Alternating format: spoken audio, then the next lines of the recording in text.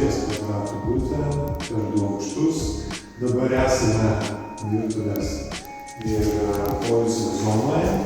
Taip pat pirmame aukšte mes turime vonios kambarį ir sandėliuką.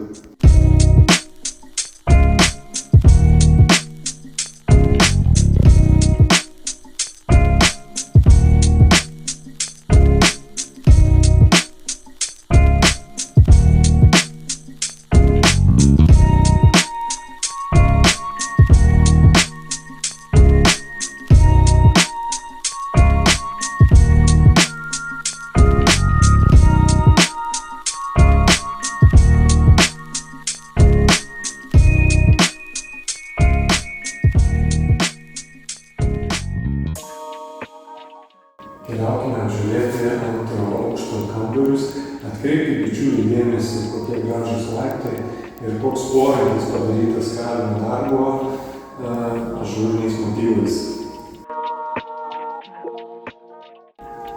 Esame bičiuliai antrame aukšte, čia mes rasime du miegamuosius, vonios kambarį ir taip pat mus kiekvieną rytą pasitiks laikrodis, kuris rodys mums labai tikslų laiką.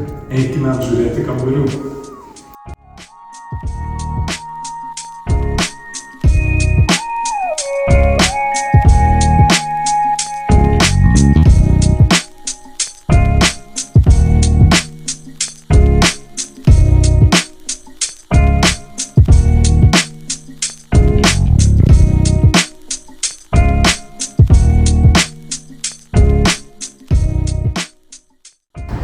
Bičiuliai, norėdami sužinoti daugiau informacijos apie senamiestį ir Kėdainių upės esančio buto, kreipkitės į namų ekspertus, mes aprodysime jums jį.